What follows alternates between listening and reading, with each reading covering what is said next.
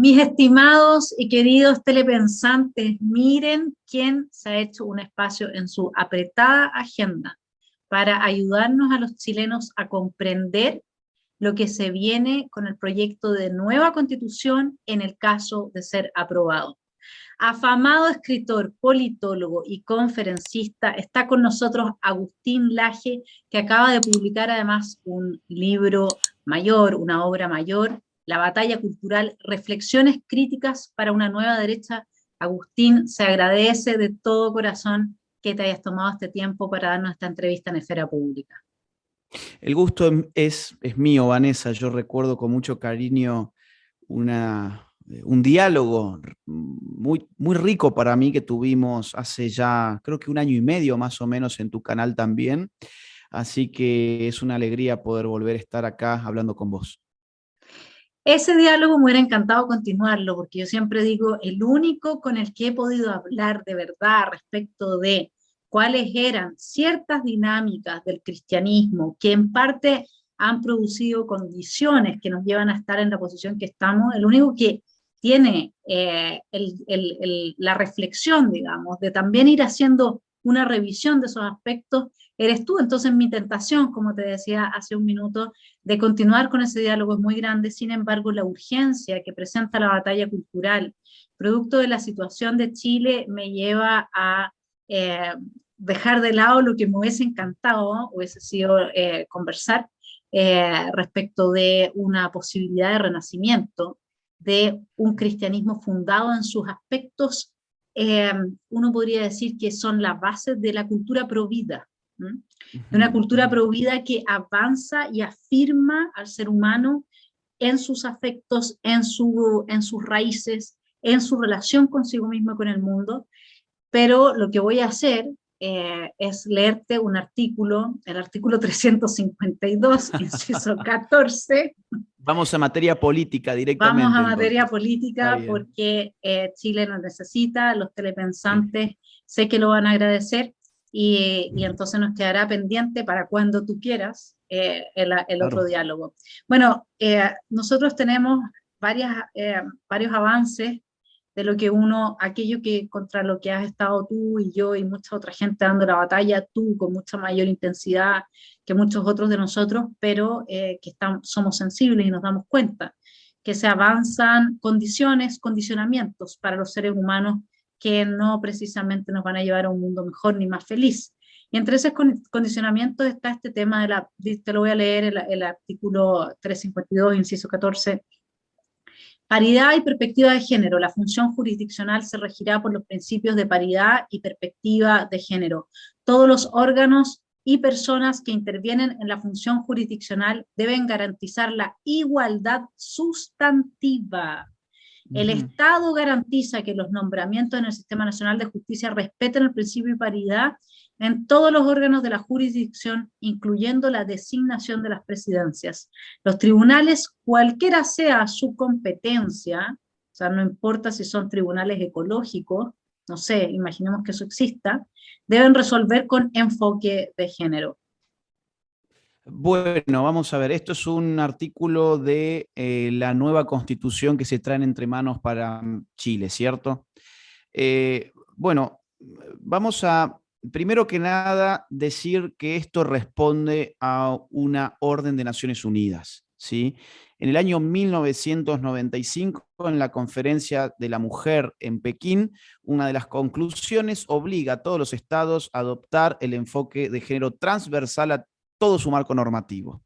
Bien, esto es importante que se lo tenga en cuenta, porque acá hay un aspecto que está por sobre el Estado-Nación, que es el ordenamiento internacional, que está absorbiendo constantemente la soberanía del Estado-Nación y hacia eso estamos encaminados, ¿sí? Hacia un leviatán global del cual nadie se puede exiliar, nadie puede todavía respirar libertad, aunque sea en otra patria, ¿bien? Cuando pensamos en enfoque de género, estamos pensando en el ordenamiento jurídico no solamente de Chile y en este caso de la nueva Carta Magna chilena, sino de todo el continente. bien, desde 1995. Esto es fundamental que se entienda en primer lugar. Esto no responde a las demandas del pueblo chileno, de la misma forma que no responde a las demandas del pueblo argentino, sino que es una orden de carácter internacional y por lo tanto antidemocrática, porque no existe tal cosa como un demos global.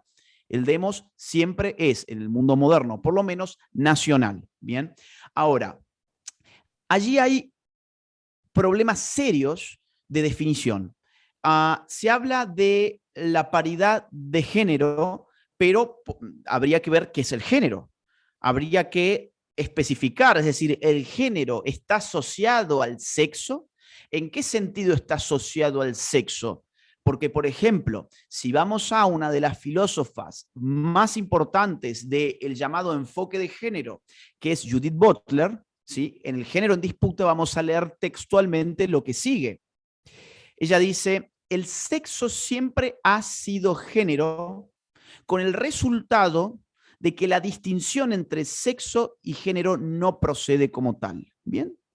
O sea, no habría una distinción entre sexo y género, no porque hubiera un solapamiento perfecto entre sexo y género, porque tenemos que llegar al contrario a la conclusión de que el sexo siempre fue género. Esto parece un trabalenguas.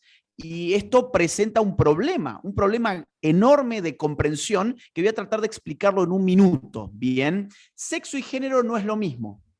Sexo viene a significar la dimensión natural o biológica de la sexualidad humana. Por ejemplo, la genitalidad.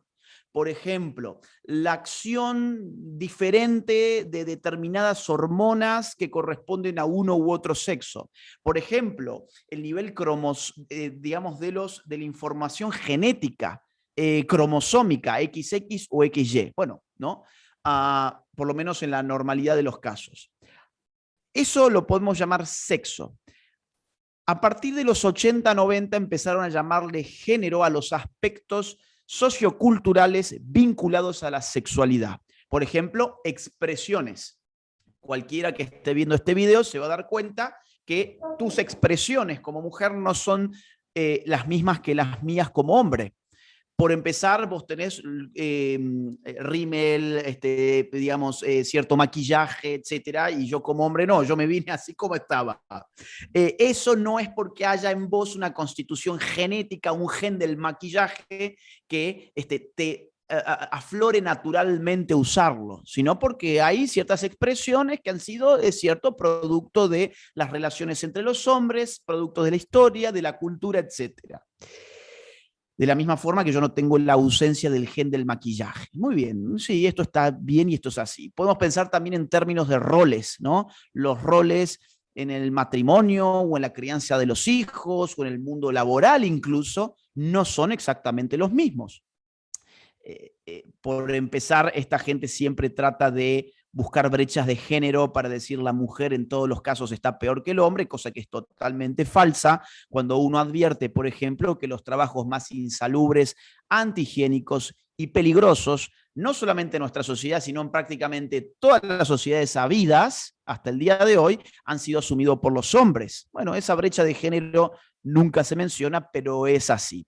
Entonces, ¿qué se entendía? Bueno, hay una dimensión de la sexualidad humana que no es enteramente natural, sino que es el producto de la cultura, y esa dimensión la vamos a llamar género. Hasta ahí todo perfecto. Ahora bien, el enfoque de género lo que hace es privilegiar la dimensión cultural por sobre la dimensión biológica al punto de eliminar esta última. El sexo siempre fue género, significa a partir de ahora todo es género y nada es sexo, lo cual es un gravísimo error. Es un gravísimo error, digo, que está hasta, digamos, está a la vista de cualquiera, en cualquiera de los ejemplos que nos fijemos. Vamos a poner el caso de la guerra. Tenemos una guerra en las narices que es la de Ucrania y Rusia. Fíjate vos cómo podemos analizar el hecho de la guerra en términos sexuales, ya no digamos de género solamente, sino sexuales. Ucrania toma una decisión que es poner a todas las mujeres en un tren y sacarlas de Ucrania para salvarlas. Pero a todos los hombres entre 18 y 60 años, ¿sí?, los obliga a ir a la guerra.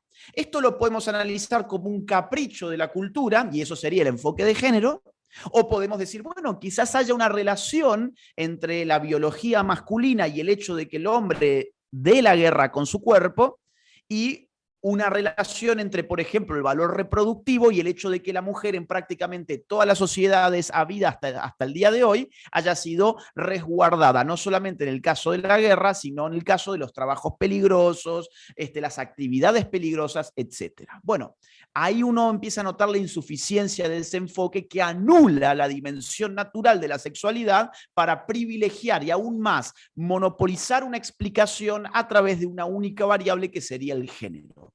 Cuando yo me quedo con una única variable, tengo el siguiente resultado, y es que al no estar el género vinculado a ningún sexo y siendo el sexo una realidad binaria en el ser humano, pues entonces el género me queda abierto a una infinidad de posibilidades. Y ahí es a donde yo quiero llegar ahora puntualmente. El género sin un sexo con el cual está relacionado, está abierto a una inmensidad de posibilidades. ¿Por qué? Porque me queda la sexualidad humana como un artificio de la cultura, sin ningún arraigo natural. Y es la naturaleza la que me dice XX o XY. La cultura me dice creatividad, o sea, y digamos una gama infinita virtualmente de posibilidades de género. Y cuando yo además le digo a la gente que la cultura ha sido opresiva en términos sexuales porque nos ha hecho creer que quien nacía hombre era hombre y quien nacía mujer era mujer y que solamente existían esas dos posibilidades, yo invito a esas personas, en consecuencia,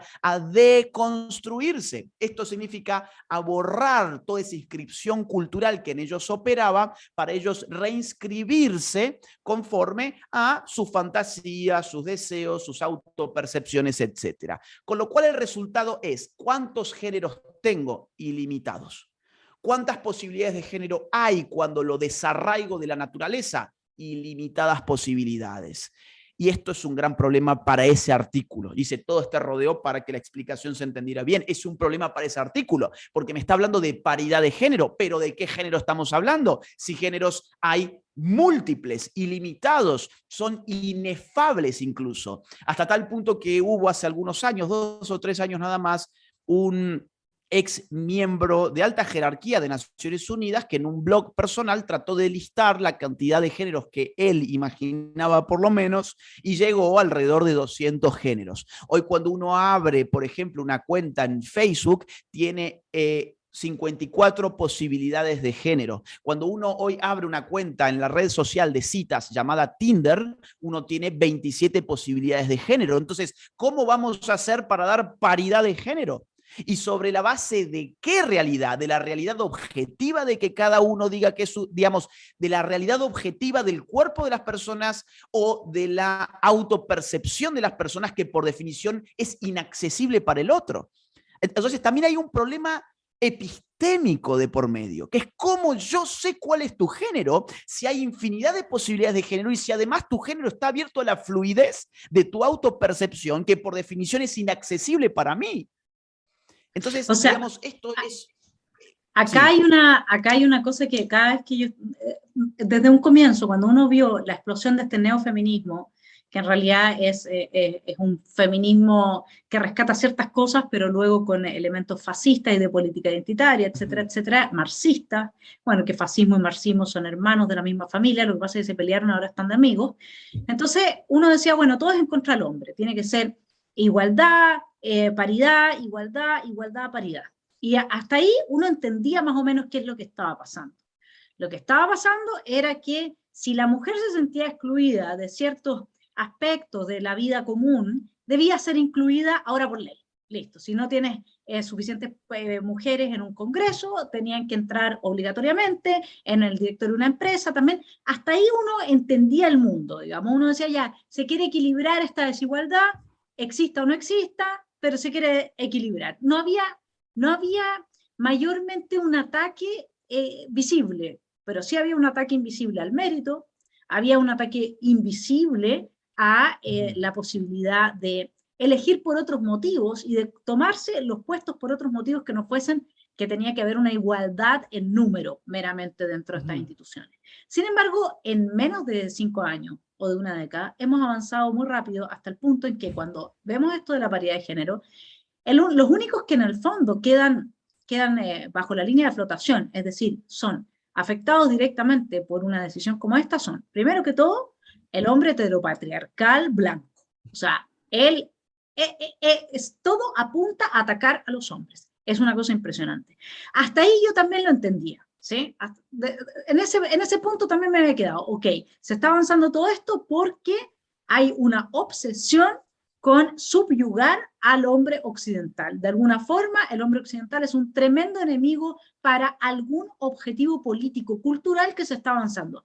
Hay que liquidarlo. Perfecto. Y yo tengo 5 hermanos hombres, tengo 3 hijos hombres, entonces soy sensible a lo que pasa con los hombres, digamos, ¿no? Por una cosa de amor fraterno.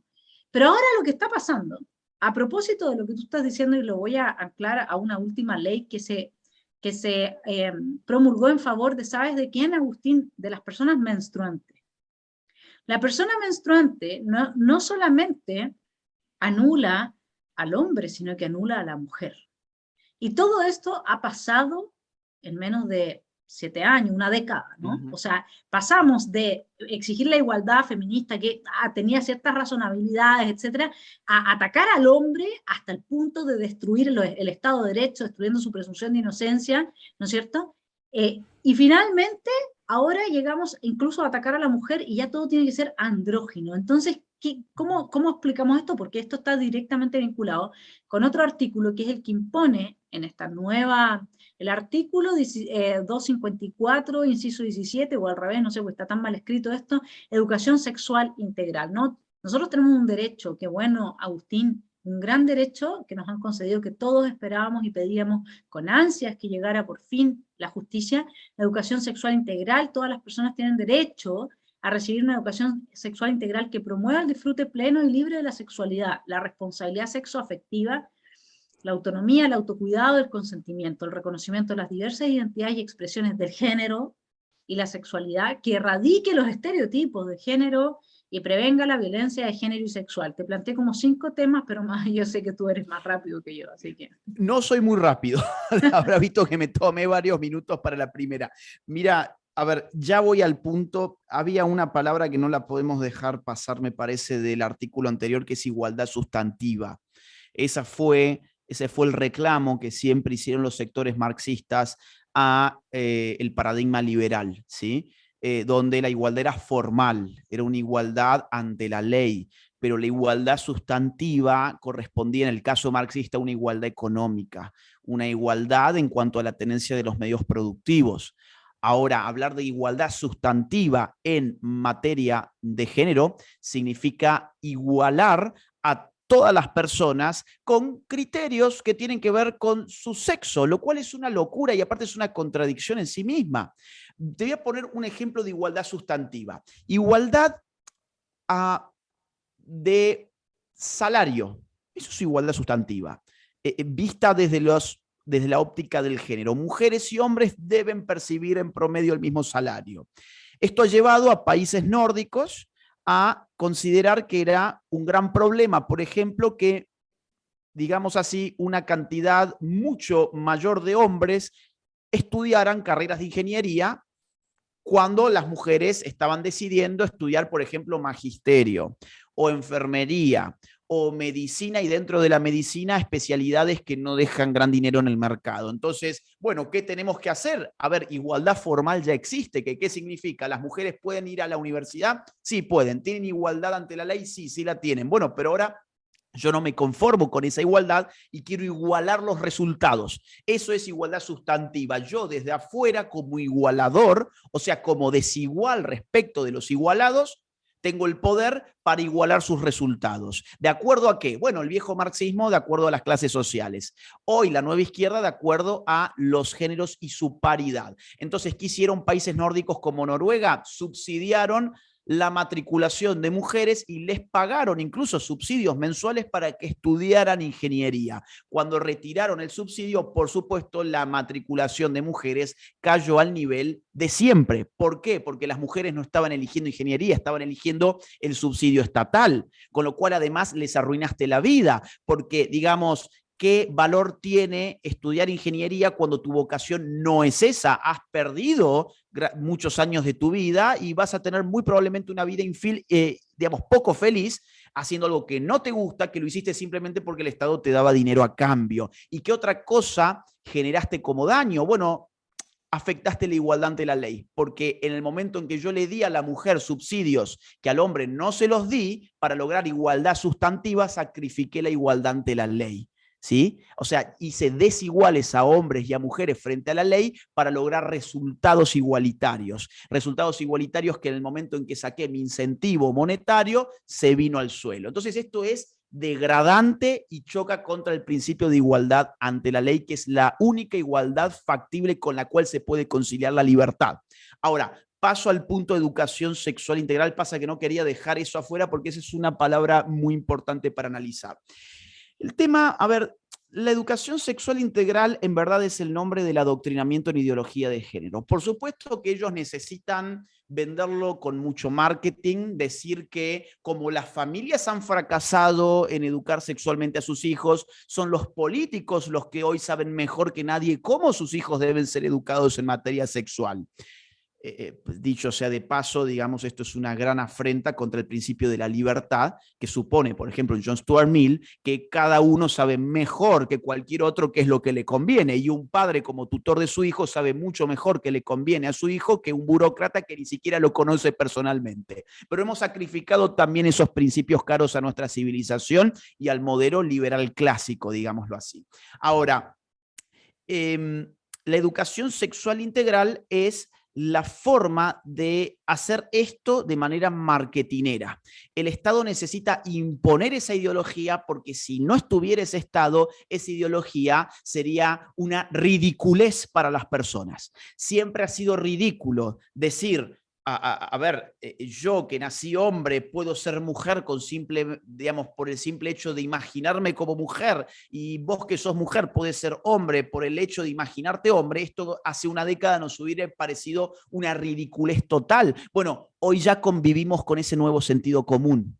¿Sí? Hoy ya quien dice lo contrario además se expone a ser marginado socialmente, cancelado académicamente, expulsado de los círculos en los cuales se mueve, porque es tal el nivel de terror a la corrección política que hoy existe que decirlo obvio le genera a uno costos muy significativos. Y todos estos costos se imponen desde el Estado. Pero como yo no puedo mantener con incentivos negativos una ideología porque voy a generar resistencia, ¿sí? Allí donde hay poder hay resistencia, dice Foucault, yo tengo que maquillar esa ideología con incentivos positivos. Y ahí tiene pie la llamada educación sexual integral. Yo no solamente voy a decirle al individuo, no opines en mi contra, no digas esto, no digas aquello, sino que el poder también dice sí, ¿sí? Vos tenés que decir esto.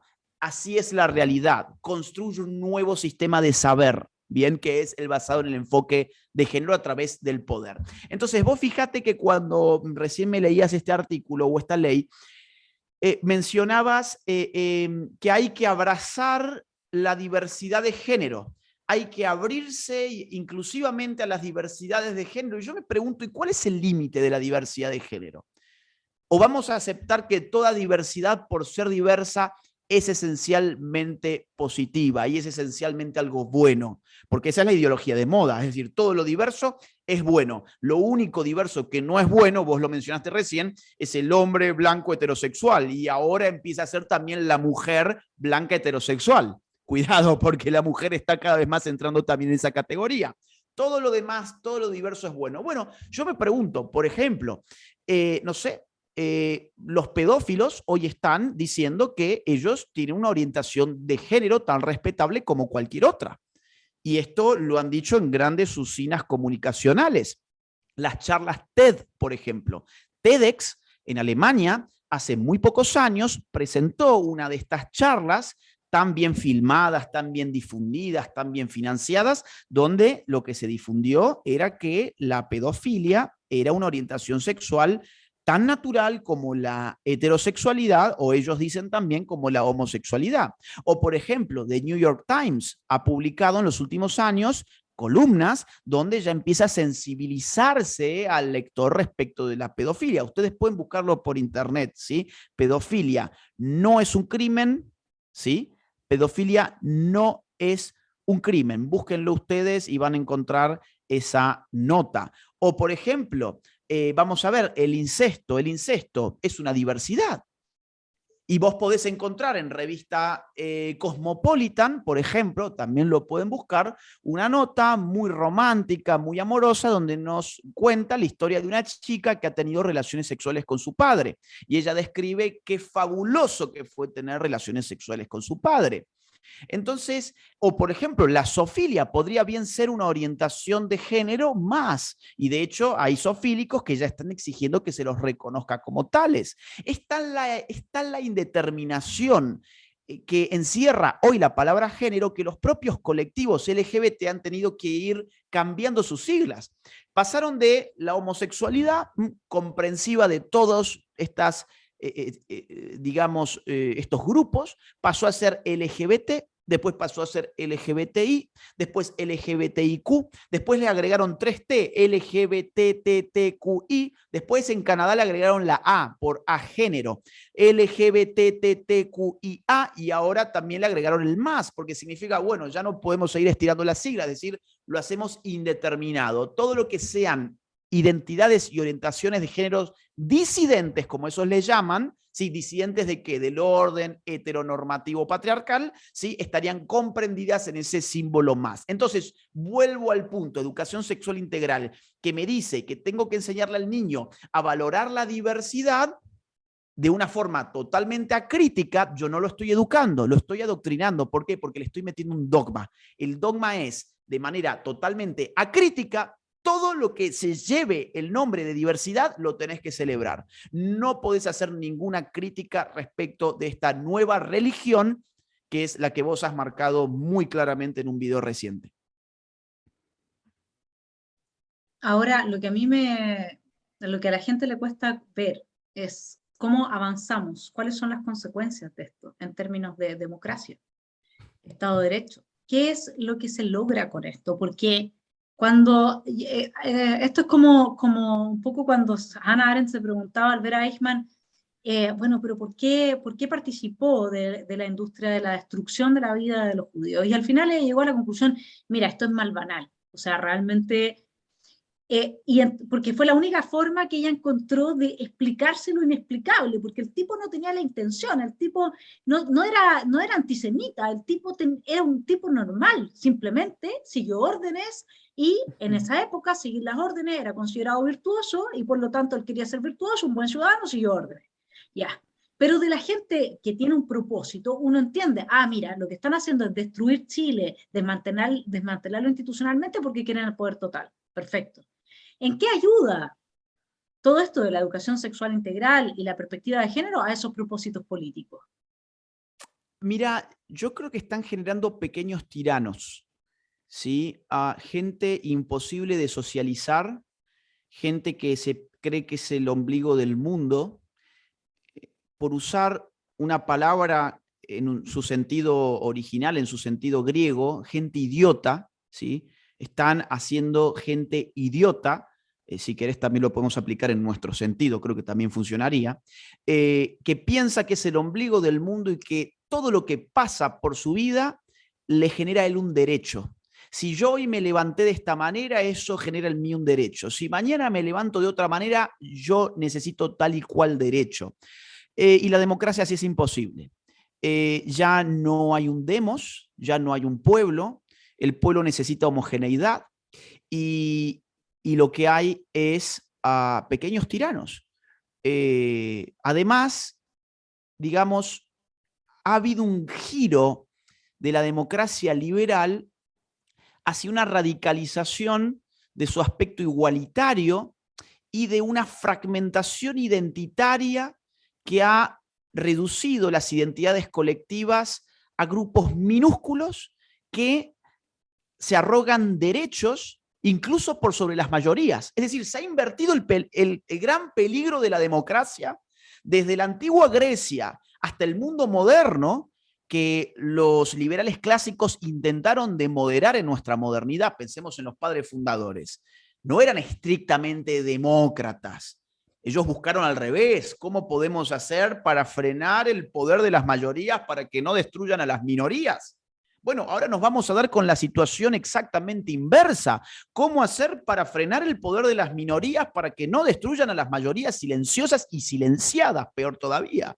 Es decir, el gran problema de la democracia, que era que podía degenerar en tiranía de las mayorías, decía Tocqueville, el problema de hoy es exactamente al revés. Es que la democracia de hoy, siglo XXI, puede llevarnos al imperio del individuo tirano. Pero digo, del individuo tirano en el sentido de que se cree el ombligo del mundo y que se cree que por ser minoría todos están en deuda con él. Incluso que están en deuda con sus antepasados y que incluso yo, por ser blanco, tengo una deuda histórica en el nombre de todos los hombres blancos para con, por ejemplo, los hombres negros. Es decir, termina aniquilando incluso la condición del individuo que por definición es único e irrepetible. Porque yo empiezo a deberme, ¿sí?, a una condición, a un atributo, ¿sí?, que es accidental en mi vida y que genera en mí obligaciones. Perdemos además de vista el carácter universal de la igualdad ante la ley, que nos decía, bueno, tus derechos son así porque vos sos un ser humano. Yo te, digamos, a vos te corresponden derechos por ser un ser humano. Y eso ha sido el fundamento del orden democrático moderno. Vos no tenés derechos porque sos alto o bajo, gordo o flaco. Vos no tenés derechos porque sos blanco o negro, inteligente o bruto, rico o pobre, hombre o mujer. Vos tenés derechos porque sos un ser humano, punto final. Yo me abstraigo de todo atributo adicional, accidental además. Yo me concentro en tu calidad humana. Sos un ser humano, acá están tus derechos y son los mismos para todos, porque precisamente esa mismidad procede del hecho de abstraer los atributos accidentales y concentrarme en lo esencial. Ahora, eso es precisamente lo que hoy se ha borrado. La idea es que ahora tus derechos corresponden por tus atributos accidentales. ¿Te gusta acostarte con un hombre y sos un hombre? Te corresponden entonces estos derechos. ¿Sos mujer? Entonces, porque sos mujer, te corresponden estos otros derechos. ¿Sos negro? Te corresponden entonces estos otros derechos. Entonces estamos yendo hacia la destrucción de la democracia representativa moderna, de raigambre liberal, o sea, con frenos liberales, digamos así, y vamos a decantar en tiranías de minorías, o sea, exactamente al revés de los temores de Tocqueville, tiranías de minorías que están siendo utilizadas, sin embargo, para el cumplimiento de algo mucho mayor. No nos pensemos que de esto se trata del amor por las minorías, sino que saben que la mejor forma para destruir a las naciones es fragmentando a sus pueblos. La mejor forma de destruir a las naciones consiste en fragmentar a sus pueblos. Y hoy lo que estamos viviendo es una fragmentación identitaria sin precedentes. Y a eso yo le sumaría también, no sé qué opinas tú, como eres de las pocas personas con las que puedo hablar de psicopolítica, hay un estado, justamente cuando tú dices, bueno, género implica cualquier cosa, digamos, ¿no? Ahora los derechos se otorgan porque eres menstruante o porque tienes una preferencia sexual X o Y o porque efectivamente eres parte de una minoría o etcétera. Pero además de eso, que quiebra, como tú decías, la igualdad ante la ley y la posibilidad de una democracia constitucional liberal, además de eso nosotros tenemos que, te están diciendo a ti, mira, Agustín, nosotros somos tan buenos como gobernantes que tú ahora vas a poderle, tus hijos van a tener derecho a una educación sexual integral, tus hijos van a tener derecho. O sea, lo que ellos hicieron fue tergiversar lo que nosotros entendíamos por un derecho, que es algo que yo quisiera reclamar, ¿no es cierto? Yo quisiera reclamar mi derecho a algo, pero a mí me están imponiendo una obligación cultural homogeneizante que destruye justamente a la heteronormatividad que ellos quieren destruir a través de seducirme con un derecho, pero si yo te estoy dando un derecho, ¿cómo tú dices yo no quiero un derecho? ¿Cómo el chileno le dice a la gente que redactó esta constitución, yo no quiero un derecho sexual integral para mis hijos. Un niño no lo puede decir, ¿no es cierto? Y cuando lo dice un adulto le dicen, no, es que entonces lo que pasa es que tú eres de los que no te metas con mis hijos y crees que tus hijos son tu propiedad, y entonces los extorsionan por esa parte. No solamente le dieron vuelta al contenido profundo del significado de la palabra derecho y que era la base del liberalismo, sino que además quiebran la posibilidad de establecer a una víctima y a un culpable, porque va a depender esa sentencia de una perspectiva de género. Ya tú no vas a poder decir simplemente es culpable o es víctima y quién es quién, porque depende entonces, y también de si eres pueblo originario. Esta es una constitución indigenista muy inspirada en García Linera y en todo lo que ha pasado en Bolivia, ¿no? Con toda esta matriz de la venganza histórica, porque claro, si tú tienes una visión de la historia y la impones, luego te puedes vengar sobre la base de esa excusa, ¿y quién te va a decir que estás mal? Entonces, lo que a mí me preocupa de todo esto fundamentalmente es que así como a los judíos que se los aniquiló por algo que no tenía que ver con su responsabilidad. Uno nace judío, uno nace hombre blanco, uno nace afroamericano o uno nace homosexual, digamos. Ha habido un maltratamiento en ciertas épocas históricas, nadie lo puede negar, pero tú no puedes hacer justicia hacia el pasado siendo injusto en el presente, con gente que ni siquiera era, o sea, si tú lo quieres, te lo pongo así, una vez una psiquiatra me explicó, ¿cómo es la cabeza de un esquizofrénico? ¿Cómo funciona la cabeza de un esquizofrénico? Que es lo que promueven Deleuze y Guattari, que son, digamos, están a la base de la ESI, y que Guattari estuvo en Chile, etc. Funciona, imagínate, me decía, no sabe lo que es arriba y no sabe lo que es abajo. No sabe lo que es un metro, no sabe lo que son 100 metros. No sabe izquierda o derecha. O sea, la cabeza de un esquizofrénico carece absolutamente de una estructura básica, elemental, para poderse vincular con el mundo y consigo mismo. Lo que tú hablabas del incesto, la pedofilia, que ahora prácticamente lo que pasa es que como ya no le dan absolutamente ninguna relevancia a todos los psiquiatras y psicólogos que han estudiado los efectos que la pedofilia deja en un ser humano que lo sufre, entonces ya prácticamente no está importando eso, sino que casi que la gente está diciendo, bueno, pero ¿qué tendría prácticamente de malo? Tú destruyes la psiquis de un niño, no, tú le generas un trauma, un niño no está preparado ni siquiera biológicamente, todo eso ya no se dice. Entonces, como no se dice, la gente se le empieza a olvidar y empieza a observar todo esto otro. De ahí que yo creo que están construyendo realmente su nuevo hombre, y su nuevo hombre es un fluir permanentemente, sin ninguna estructura de ningún tipo. Por eso la destrucción de la nación, de la familia, de la religión, de tu identidad sexual, etcétera, etcétera. No sé cómo tú ves este análisis catárquico que acabo de hacer. Mirá, no, creo que es súper preciso, porque incluso me hacías acordar a un libro de Guattari y Deleuze que se llama ¿Qué es la filosofía?, donde ellos reivindican la imagen del idiota, ya que recién estaba hablando de idiota, me estaba acordando ahora mientras te escuchaba, que ellos reivindican la imagen del idiota precisamente porque es el que no sabe qué es izquierda, qué es derecha, dónde está arriba, dónde abajo, que son 100 metros, y por lo tanto, dicen ellos, tienen la posibilidad de crear. Y dicen además, el idiota no se rinde a que 2 más 2 sean 4. Dice así, ¿no? No se rinden a que 2 más 2 sean 4. Y vos fíjate que precisamente hoy, quien dice que 2 más 2 es 4 se lo tacha de cincofóbico, ¿sí? Quien dice hoy que 2 más 2 es 4 se lo tacha de cincofóbico. Mientras tanto, hay una reivindicación del idiotismo que, bueno, ya estaba presagiada en ese libro de Guattari y Deleuze.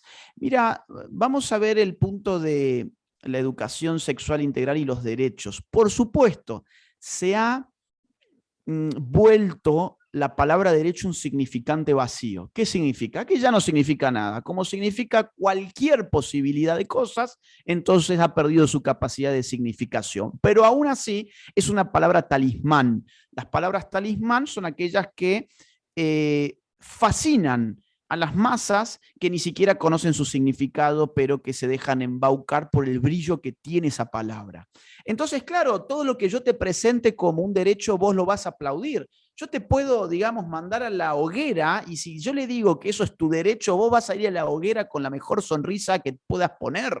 Es una locura, pero esto es lo que está pasando, porque lo que la gente pierde de vista es que todo derecho por definición y necesariamente implica una prestación obligada por parte de otro. ¿Por qué vos tenés derecho a la vida? Porque yo estoy obligado a abstenerme de matarte. O sea, tu derecho significa siempre una obligación sobre el otro. ¿Por qué vos tenés derecho a la propiedad? Porque yo estoy obligado a no quitártela. Yo tengo que abstenerme, hacerle un daño o quedarme con tus cosas. Ahora, ¿qué significa que tus hijos tengan derecho a una educación sexual? Pues que alguien que no sos vos, que no son sus padres, están obligados a darle esa educación sexual integral. Y por supuesto, esa educación sexual integral se va a gestar en las altas esferas del poder estatal y, vamos a decir así, la sexualidad es el punto más importante de la configuración de la vida psíquica de una persona. ¿Sí? Ahí, en la sexualidad, encontramos el meollo de la cuestión, ¿sí? En muchos sentidos, y por lo tanto, hacerme de esa educación sexual es hacerme del alma de esa persona. Es hacerme del alma de esa persona. Y ahí está la psicopolítica que vos mencionabas recién. A ver, la psicopolítica entendida ya no como un enderezamiento del cuerpo, como una disposición del cuerpo por parte del poder, sino en este caso como una disposición de la mente, de la psique. Bien. Ahora, claro, a los padres de familia se los ha maltratado y ninguneado al decirles que ellos no tenían derechos sobre sus hijos porque sus hijos no les pertenecían.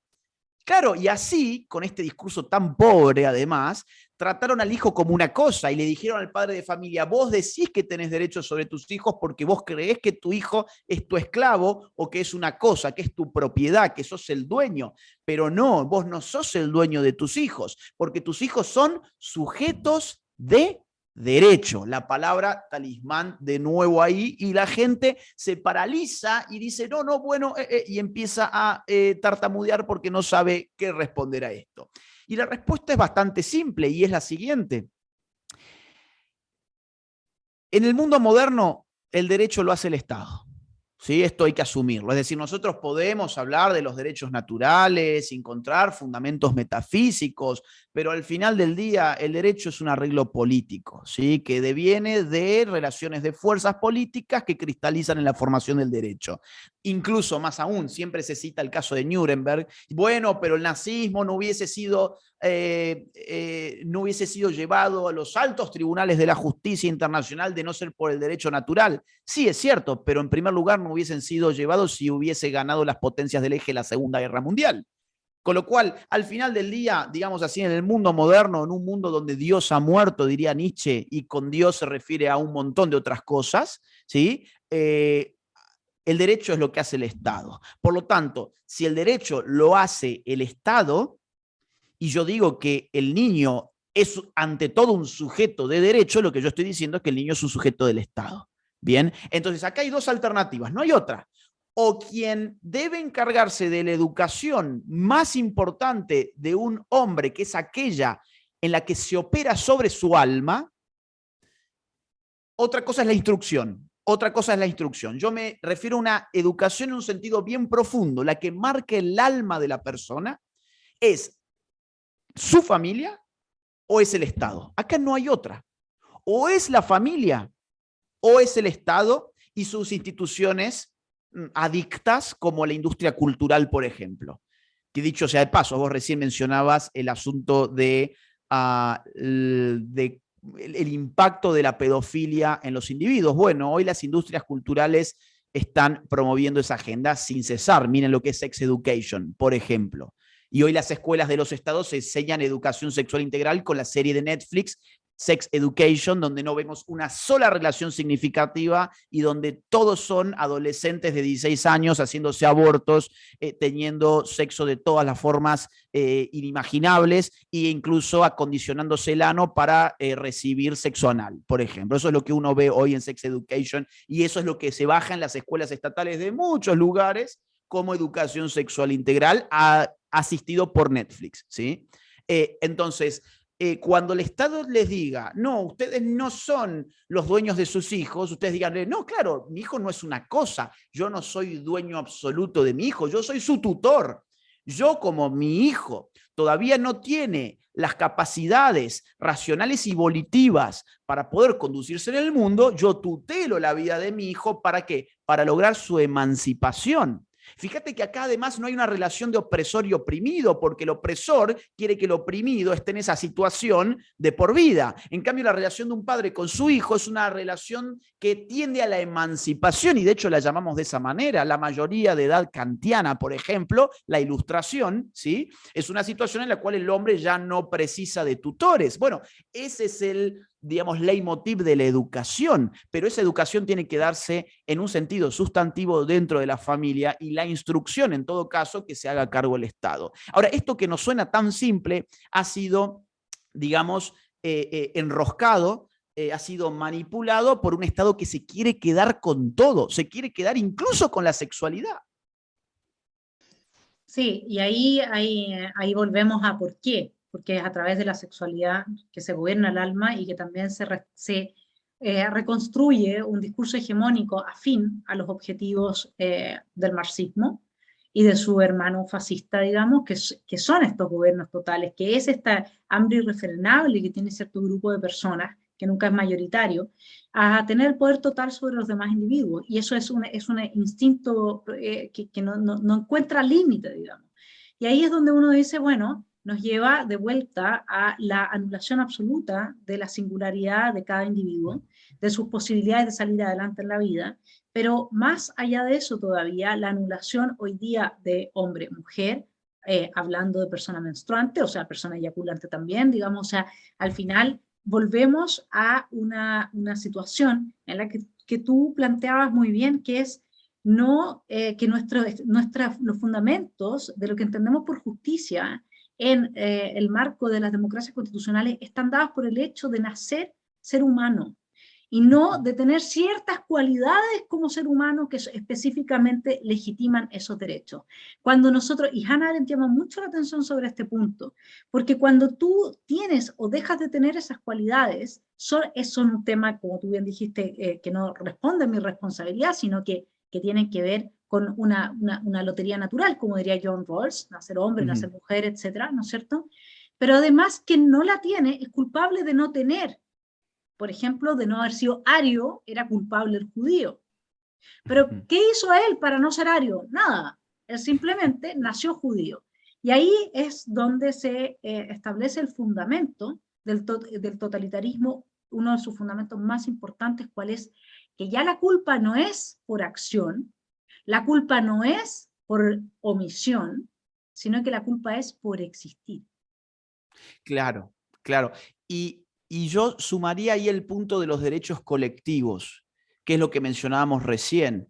O sea, ya no estamos viendo este individuo ha hecho esto en su vida y tiene esta responsabilidad, y en todo caso él tiene que pagar por esta responsabilidad, sino que pertenece a un colectivo al cual se le achaca esta responsabilidad, y por el otro lado tengo otro colectivo al cual se le asignan derechos no individuales, sino colectivos que deben reclamarle al otro grupo, independientemente de si tienen algún vínculo real y fáctico entre ambos grupos o no, lo cual es una locura, es una demencia, pero es un totalitarismo de nuevo cuño, porque es un totalitarismo que descansa en la deconstrucción de las identidades y no en la exacerbación de los grandes relatos biológicos o históricos que dieron curso a los totalitarismos del siglo XX. Es decir, esto, evidentemente hay una psicología ahí común con el siglo XX,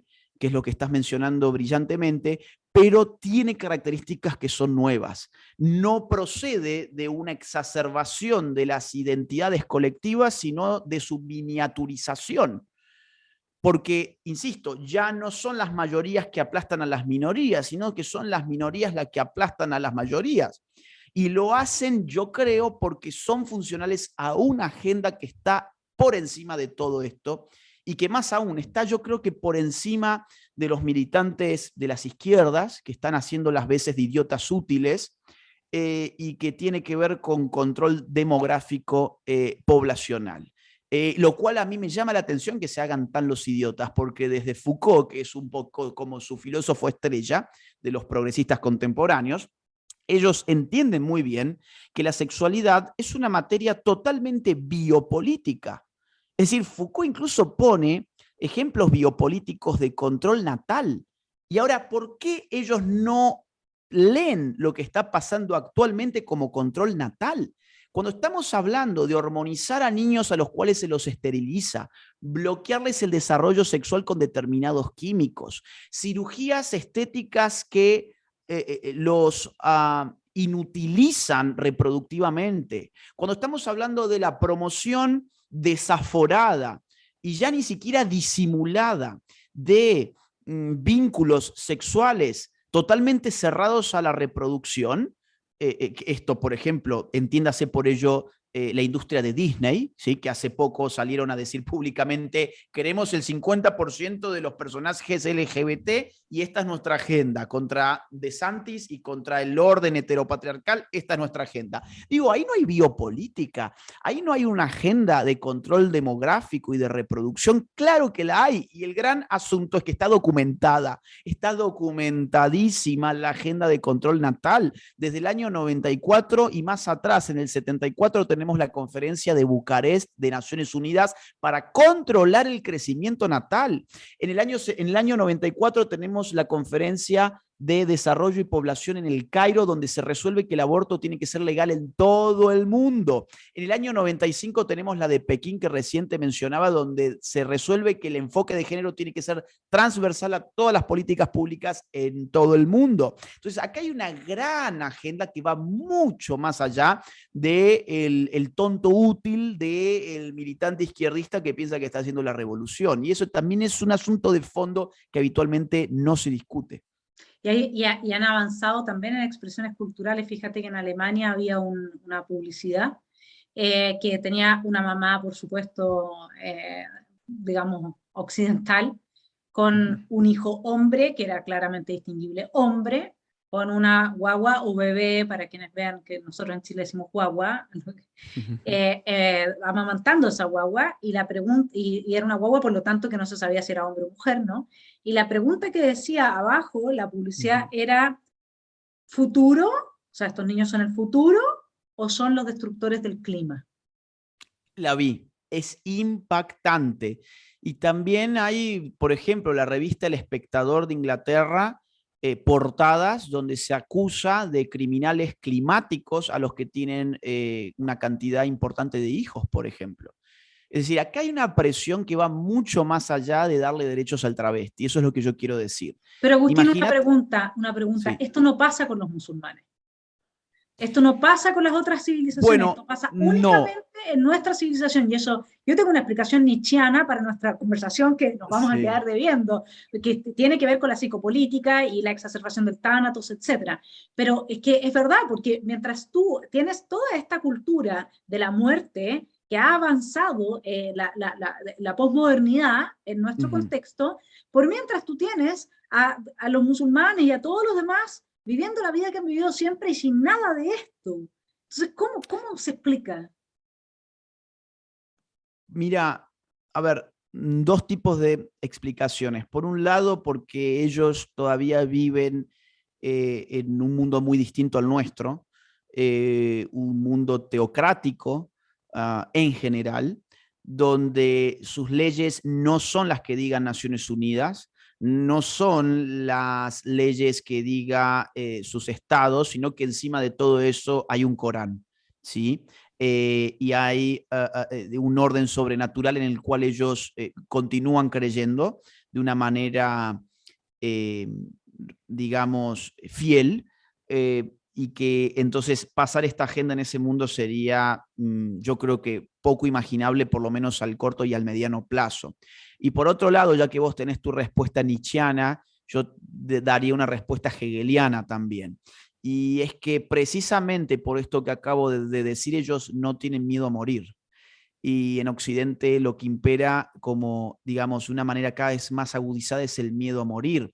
Y vos fíjate que la diferencia entre el hombre libre y el esclavo en Hegel es el miedo a la muerte. Es decir, él explica esta cuestión de una manera muy interesante porque hay un combate a muerte entre dos hombres y uno de ellos está dispuesto a morir y el otro no. Y quien no está dispuesto a morir, entonces es reducido a esclavo y vive una mera vida como esclavo, no conoce la libertad.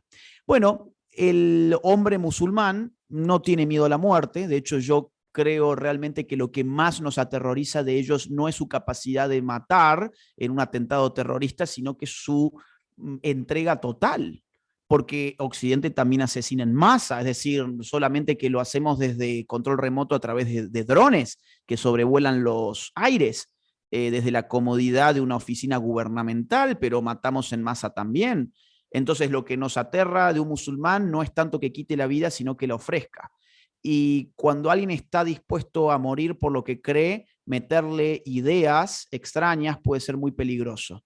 Entonces yo creo que por eso se vive también ese clima muy típico de Europa y de algunos lugares como Francia, donde todo el mundo está totalmente aterrado a pronunciar cualquier crítica que tenga que ver con esa cultura o esa creencia, mientras los cristianos, por ejemplo, se los pisotea sin ningún problema.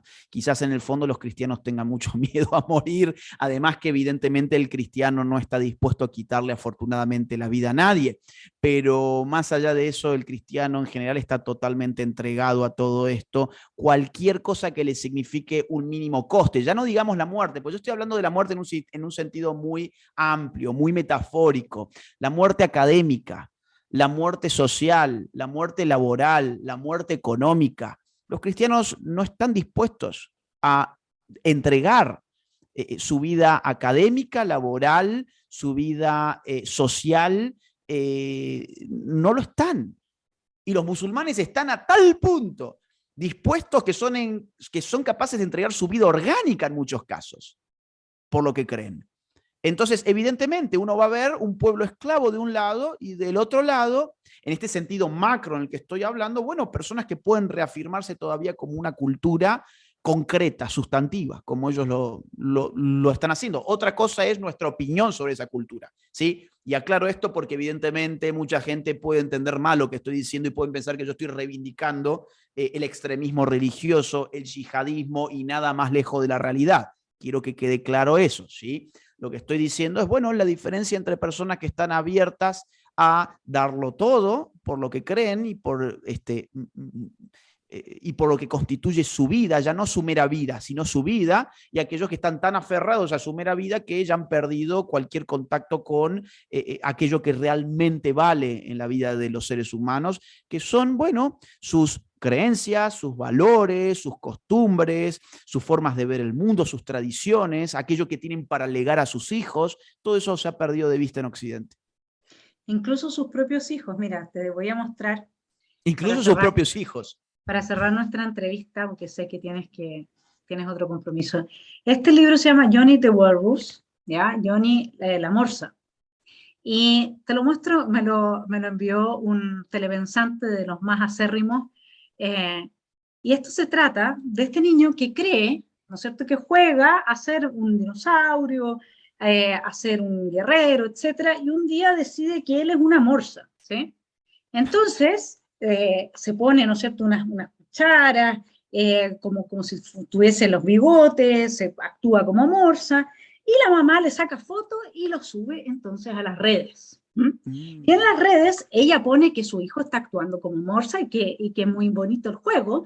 Todos le responden con caras de enojo cómo es posible que ella no acepte que su hijo en realidad sí es una morsa y que lo que él está haciendo no es pretender, que ella, cuando supone que él está pretendiendo ser una morsa, en realidad lo que está haciendo es ser una morsa fóbica, ¿ya? Entonces todos se enojan con la mamá, desde las redes, etcétera, ¿no es cierto? Y le dicen que tiene que llevarlo al psicólogo. Y el psicólogo le dice que le va a cortar las piernas, que tiene que comer, entonces los gusanos, porque eres una morsa, y las morsas, y tiene que pintarse. Y el pobre empieza a sufrir comiendo gusanos, vestido ahí como morsa, etcétera.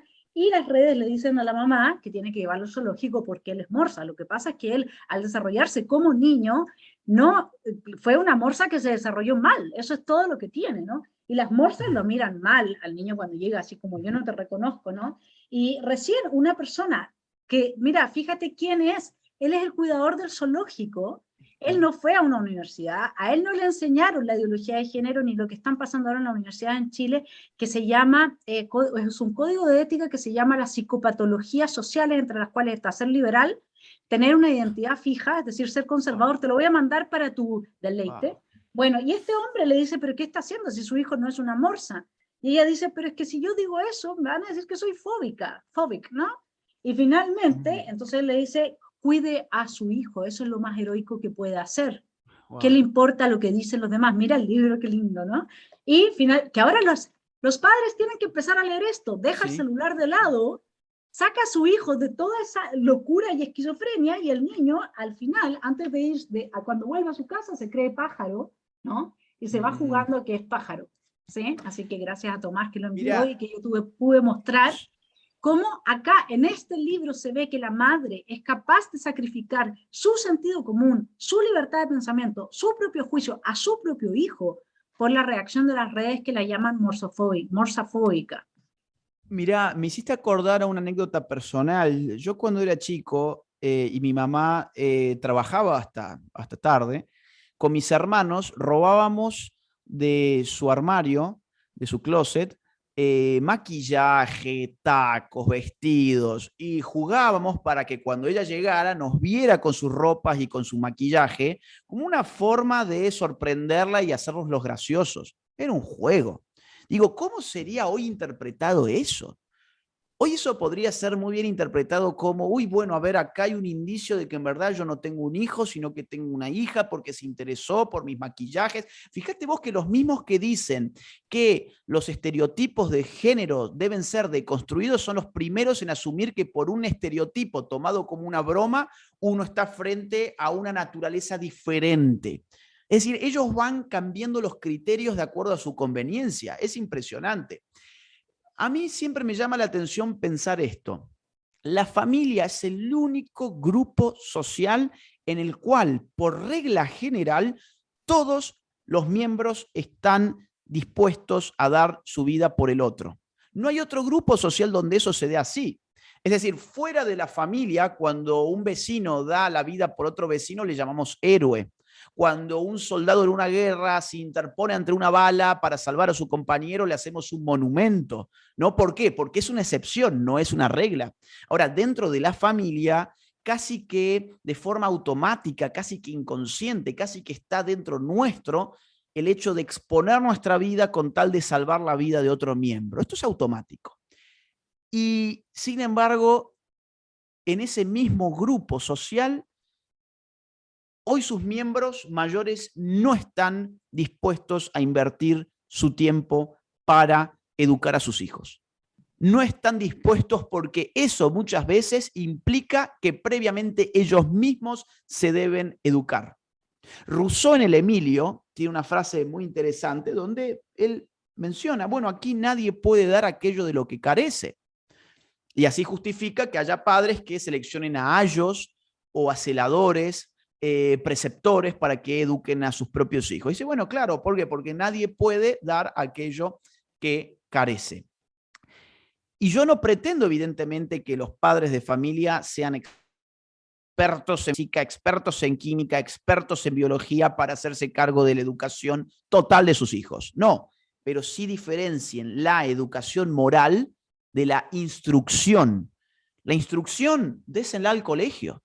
Pero ustedes necesitan tener en claro por qué creen lo que creen, cuáles son sus valores, háganlos conscientes, conozcan de historia, tengan aunque sea una visión superficial pero importante para el hombre común de los temas filosóficos, conozcan qué es lo que pasa en la actualidad, sepan de política. No, es que no tengo tiempo, te dicen muchas veces. Bueno, a ver, el día tiene 24 horas. Suponiendo que utilizamos 8 horas para dormir, 8 para trabajar, te queda todavía 8 horas. Y yo entiendo, tenés que comer, hacer la comida, bañarte, ir al baño, llevar a los niños al colegio, muy bien, pero ahí no se te fueron 8 horas. En América Latina, usamos en promedio las redes sociales 3 horas 43 minutos por día. 3 horas 43 minutos estamos metidos en las redes sociales viendo gatitos, perritos, chistes, memes. Se trata en definitiva de reordenar tu propia agenda, tu propio día para poder dedicarle aunque sea una hora a la formación. Y no a la formación porque, bueno, quiero ser una persona inteligente y conocedora. No, no, se trata de vida o muerte. Se trata de vida o muerte, se trata de salvar a los tuyos, se trata de que tu hijo te admire. ¿Cómo yo puedo quejarme de que en el colegio me están adoctrinando políticamente a mi hijo si yo no tengo formación política para transmitirle buenas ideas políticas a mi propio hijo? Se trata de que tu hijo te admire. Se trata de preguntarse por qué quiero ser admirado por mi hijo. ¿Quiero ser admirado porque compré un nuevo coche de lujo? ¿Quiero ser admirado por cierta habilidad técnica? Quiero ser admirado porque juego bien al fútbol con él. ¿Por qué quiero ser admirado? Bueno, sería ideal que los padres, además de todas estas cosas que no las pongo en cuestión, quieran ser admirados por su formación cultural, porque esa es la única forma de transmitir cultura. Nadie va a poder legar a su hijo cultura si tu hijo no te admira culturalmente. Todo lo que vas a poder darle a tu hijo es tus ahorros como herencia, llevarlo a un buen colegio para que después lo terminen adoctrinando, dicho sea de paso, y que le digan que todo lo que vos pensás y todo lo que vos crees está mal y es negativo. Entonces, fórmense, administren su día, denle una hora por día a estas cosas y van a ver la diferencia. Y esto, repito, se trata de una cuestión de supervivencia, no es un lujo, es supervivencia. Yo estoy plenamente de acuerdo y creo que además tienen que entender que por amor hay que arriesgar a que no nos quieran. Es verdad que los jóvenes hoy día muchos ya están adoctrinados y es verdad que no es fácil enfrentarse a conversar con ellos, pero hoy más que nunca hay mucho en las redes que puede servir para ayudarlos a establecer un puente y un diálogo común. Entonces, no importa que en un momento no nos quieran. De hecho, como padres siempre deberíamos de estar dispuestos a que nuestros hijos no nos quieran porque educar significa eso. Hoy día, ahora te va a costar, pero es que yo te odio. Bueno, sí, ódiame, pero ya es tarde, mañana tenés que ir a colegio. O sea, hay un momento en que uno tiene que estar dispuesto a eso y también a perderle el miedo, porque si hay algo por lo que nos ha ganado la extrema izquierda es porque ellos no le tienen miedo al conflicto. Ellos de todo hacen un quilombo, de todo. Sí, Nosotros, incluso, por eso este cuento es tan bueno, porque la sí. actitud de la madre es no tener ni siquiera un quilombo con la gente que no conoce de las redes Ujú. respecto de la educación de su hijo. O sea, hemos llegado a un punto de reblandecimiento psíquico, como diría Nietzsche, tal, que ni siquiera podemos defender a nuestros hijos, que son nuestros, como es nuestro el amor, como es nuestro nuestras creencias, como es nuestro la admiración y el asombro que tenemos con el mundo. Eso es también nuestro, porque no es solamente lo material, lo propio, ¿no es cierto? Entonces yo diría que hoy día los padres lo que tienen que animarse es que aunque los hijos se enojen, poner el amor por sobre todas las Sí. cosas, pero un amor que no es sacrificial, un amor que se entiende sanamente y que por lo tanto está dispuesto a entrar en conflicto con tal de que el niño se quede pensando, ¿y por qué será que mi papá le pone tan, será que, pero si no es homofóbico, no, en realidad no lo es, no, tampoco es racista, no, ¿verdad que no lo es? Y trata súper bien a mi mamá, o sea, ¿por qué tendría que, Ujú. parece que podemos ponernos a pensar en algo? Y ese es el punto, pero como dices tú, primero, ¿quién educa a los educadores? Los Sí. educadores se tienen que educar a sí mismos hoy día porque mientras ellos van en la pos de construcción, como le digo yo, porque para mí sí ellos están avanzando un sistema andrógino, o sea, un sistema que Sí. va a funcionar sin el binomio. ¿Y por qué quieren que funcione sin el binomio? Para producir este tipo, esta es mi lectura, este nuevo hombre esquizofrénico. De hecho, el antiedipo lo que promueve literalmente es eso, y para eso no puedes tener binomios. Eso quiere decir ni mujer ni hombre, ni bien ni mal, de ahí ya no hay moral, no puedes tener culpable y victimario. La superfluidad, esa característica de ese ser humano está muy bien descrita por Hannah Arendt en lo que terminan siendo los movimientos totalitarios en el poder, porque termina incluso el victimario sin importarle si él es la próxima víctima, porque lo que importa es que se realice el sueño del advenimiento de este mundo perfecto en el que ya sea son todos raza no sé qué o todos son iguales, digamos, ¿no? Y si yo soy un impedimento para eso, entonces está bien que yo muera también. Entonces llega un momento en que la irrelevancia de respecto de la propia vida también se radicaliza. Y si no nos ponemos la familia, como tú dices, o sea, ese vínculo con lo de los hijos y los padres, O sea, la revolución cultural, Mao, eso lo trataron de destruir de todas las formas posibles. El amor estaba prohibido en la revolución cultural como expresión en las obras de teatro, etcétera. Entonces, si nosotros no terminamos por entender que lo que Agustín está diciendo, mi estimado telepensante, es realmente de vital importancia y que tenemos que perderle el miedo al conflicto y decir lo que pensamos y no hablen inclusivo, si es con eso solamente le está dando, ¿no es cierto?, el triunfo al tiro, de plano, la genuflexión, el que habla el inclusivo, presidenta, presidente, tú, ustedes, tidis, por último, dígalo así, digamos, pero no diga todos, digamos. ¿Por qué? Porque si no, el otro ya sabe que usted le hizo la genuflexión. Es así de simple. El otro ya sabe que usted viene derrotado a entrada. Eso es lo que pasa. Así que, mi estimado Agustín, estamos con la misma pasión en la defensa de la vida, eh, ¿no es cierto? Así que te dejo las Sí, últimas palabras. Yo sé que... vida, a ver, vida y libertad, porque en definitiva, cuando se pierde, por ejemplo, la familia, se pierde una institución que garantiza la libertad.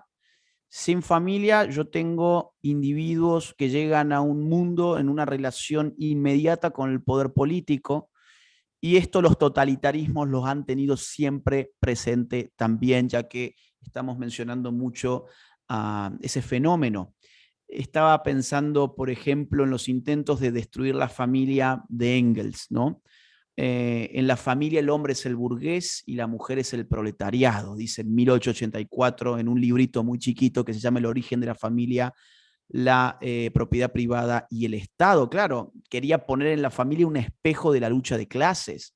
O, por ejemplo, los intentos de Wilhelm Reich, un freudo-marxista, uno de los más importantes del siglo XX, donde patologiza la familia. Habla él de familitis. Fíjate que recién hablábamos de fobias, que es una forma también de patologizar el pensamiento disidente. Bueno, esto ya estaba planteado incluso en Wilhelm Reich, donde hablaba que ese apego por la familia era patológico y era un problema psicológico que había que curar, porque la familia era la fuente de la opresión.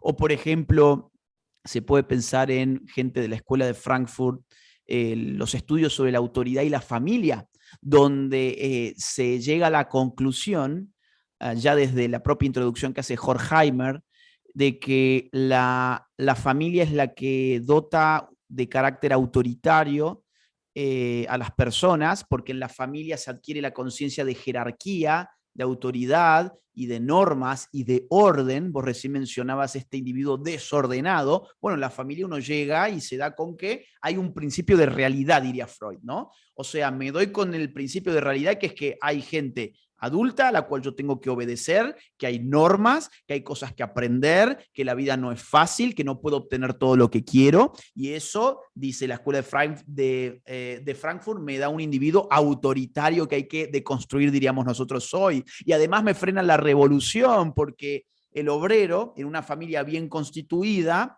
va a ser oprimido. Vos fíjate qué interesante esto, para ellos podía ser oprimido por su mujer.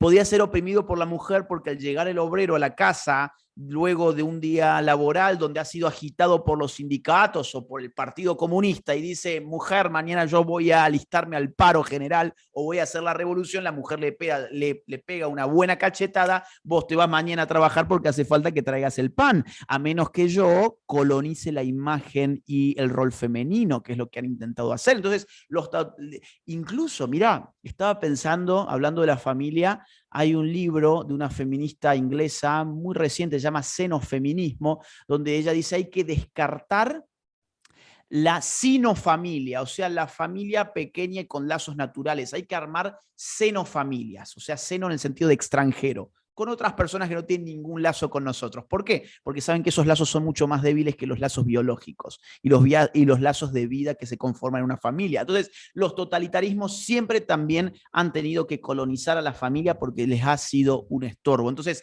esto se trata para mí, esto es una opinión mía, hoy de defender tres principios muy claros. El de la vida, porque sin vida no hay nada más. ¿Sí? No hay ni libertad, ni propiedad, ni familia, ni derechos, ni nada. La vida, la libertad, ¿sí? Y la familia. Yo creo que esos son los tres grandes elementos que hoy están siendo atacados y bueno, habrá que dar combate y en eso estamos.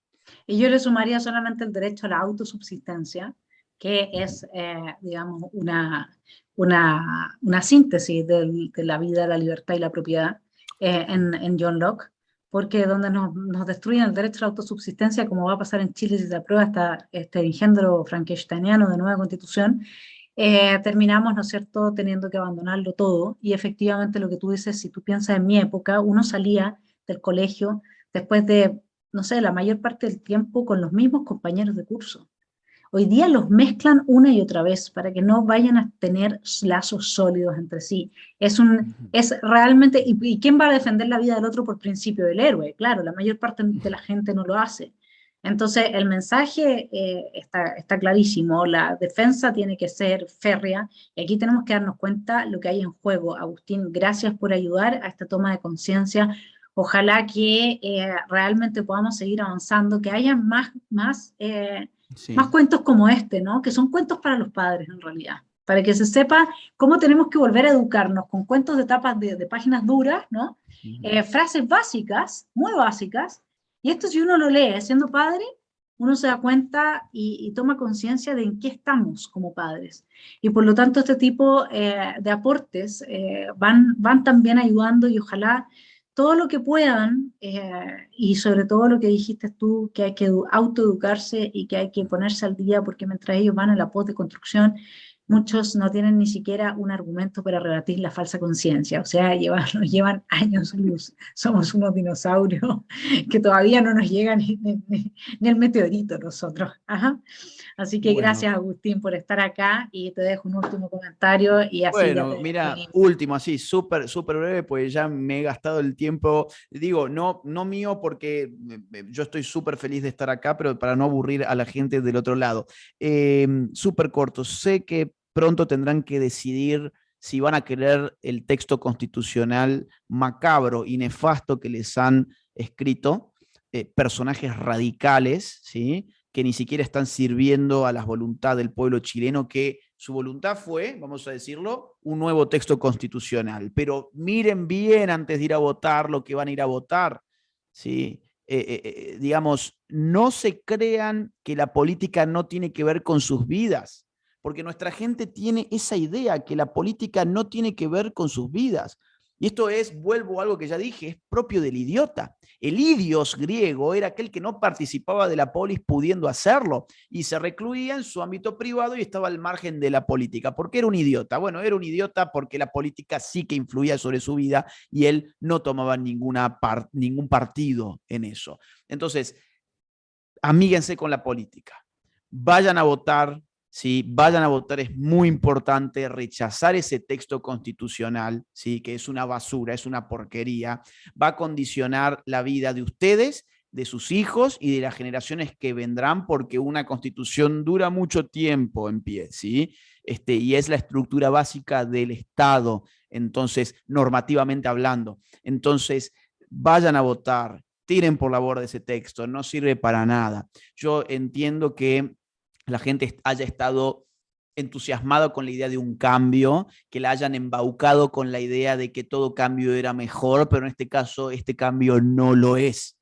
Fíjense, Boric iba a ser el cambio. Bueno, ya muchos de los que los han votado se arrepienten. Su imagen positiva está por el suelo, ¿sí? O sea, tienen más imagen negativa que positiva. No hagan lo mismo con la Constitución, porque a Boric lo pueden sacar en 4 años. Ahora, una Constitución, para volverla a modificar, es realmente mucho más complicado que remover a un jefe de Estado. Entonces, voten, militen, exíjanle, miren, también, mira esto que te voy a decir, exíjanle a los líderes religiosos. Si la persona que está mirando esto es evangélica, es católica, exígenle a sus ídolos que se pronuncien con claridad, ¿sí? Porque el ataque va a ir primero que nada contra la comunidad cristiana, contra las personas cristianas, van a atacarlas directamente. Ellos son el primer blanco de todos. Entonces, si las iglesias no hacen algo para detener esto, terminarán siendo cómplices de sus propios verdugos. Exijan a sus líderes religiosos que no crean en la farsa del laicismo, que es muy distinto del Estado laico. Ellos sí son ciudadanos, ellos sí tienen derechos políticos, ellos sí pueden militar políticamente, independientemente de si van o no van a la iglesia, sí son derechos que nos corresponden a todos. Entonces, exíjanles una pronunciación, digamos, que hablen públicamente en claro. Vamos a ser más simples, que hablen públicamente de forma clara.